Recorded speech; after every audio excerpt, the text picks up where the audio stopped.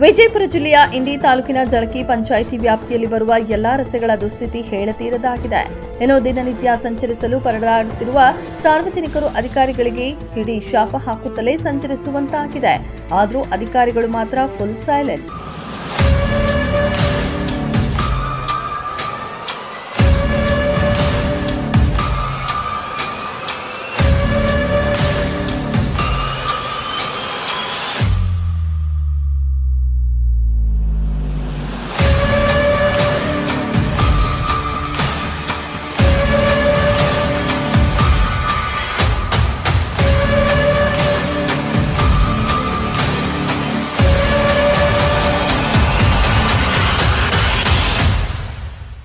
ಹೌದು, ಇಲ್ಲಿ ಚರಂಡಿ ಯಾವುದು, ರಸ್ತೆ ಯಾವುದು ಅನ್ನೋದು ಒಂದು ತಿಳಿಯದಂತೆ ಆಗಿದೆ.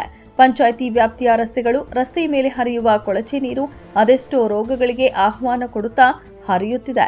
ಗಬ್ಬು ನಾರುತ್ತಿರುವ ಕೊಳಚೆ ನೀರಿನಲ್ಲಿ ಓಡಾಡುವ ಸಾರ್ವಜನಿಕರು ದಯವಿಟ್ಟು ಇದನ್ನ ಸರಿಪಡಿಸಿ ಅಂತ ಅದೆಷ್ಟೇ ಮನವಿ ಮಾಡಿದ್ರೂ ಸಹ ಇತ್ತ ಗಮನ ಹರಿಸಿ ಜನರ ಸಮಸ್ಯೆಯನ್ನ ಪರಿಹರಿಸಲು ಸಂಬಂಧಪಟ್ಟ ಅಧಿಕಾರಿಗಳಿಗೆ ಅದ್ಯಾಕೋ ಜಾಣಮೌನ.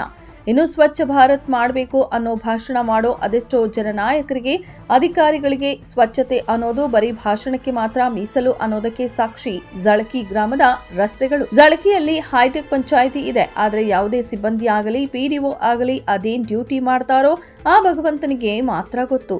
ಇವರಿಗೆ ಜನರ ಕಷ್ಟ ಏನೆಂಬುದು ಅರಿವಿಗೆ ಬರ್ತಿಲ್ಲ. ವರ್ಷವಾದರೂ ಕಸದ ಗಾಡಿ ಕಾರ್ಯನಿರ್ವಹಿಸುತ್ತಿಲ್ಲ. ಗ್ರಾಮದ ತುಂಬೆಲ್ಲ ಕಸದ ರಾಶಿಯೋ ರಾಶಿ. ಇನ್ನು ಚರಂಡಿಗಳ ಇದ್ದವೋ ಇಲ್ಲವೋ ಅನ್ನುವಷ್ಟು ಕೊಳಚೆ ತುಂಬಿದೆ. ಆದ್ದರಿಂದ ಚರಂಡಿಯ ಕೊಳಚೆ ನೀರು ರಸ್ತೆಯ ಮೇಲೆ ಹರಿದು ಹೋಗುತ್ತಿದೆ.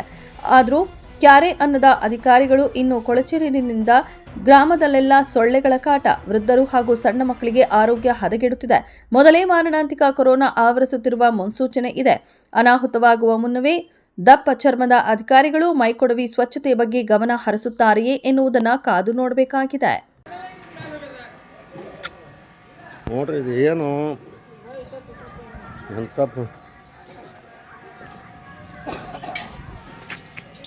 ಪೂರಾ ಊರೇ ಚರಂಡಿ ಆಗ್ಯದಲ್ರಿ. ಹಾಯದು ಹೆಂಗಿದ್ರಾಗಿನ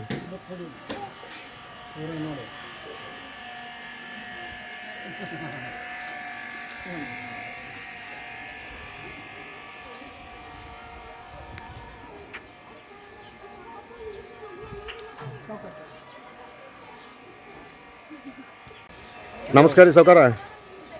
ನಮಸ್ಕಾರ. ಮಿಕ್ಕ ಹೊಲಸಾಗ್ಯದ ಸರ್ಕಾರಗಳು ಏನು ಮಾಡಲ್ಲ, ಪಂಚಾಯತಿಯವರು ಬಂದ್ ಮಾಡ್ತೇವೆ ಸ್ವಲ್ಪ ಏನು ಬಂದ್ರೆ ರಿಪೇರಿ ಮಾಡಿಕೊಳ್ಳಿ ಒಂದು ಸ್ವಲ್ಪ. ಯಾವ ಪಿಡಿಒ ಯಾರು ಬರಲ್ರಿ ಹೊರಗೆ, ಯಾರು ಒಟ್ಟೆ ಬಂದಿಲ್ಲ. ಬೇಕಾದಷ್ಟು ಹೇಳಿದ್ದೇವೆ, ಒಂದು ಸಣ್ಣ ಬಂದಿಲ್ಲ. ಎಲ್ಲ ಪಂಚಾಯತಿ ಕೊಂಡಿರ್ತಾರೆ. ಆರೋಗ್ಯ ಇಲಾಖೆದವ್ರು ಬಂದಾರೇನ್ರಿ? ಅವರು ಇಲ್ಲಿ. ಓಕೆ, ನಮಸ್ಕಾರ.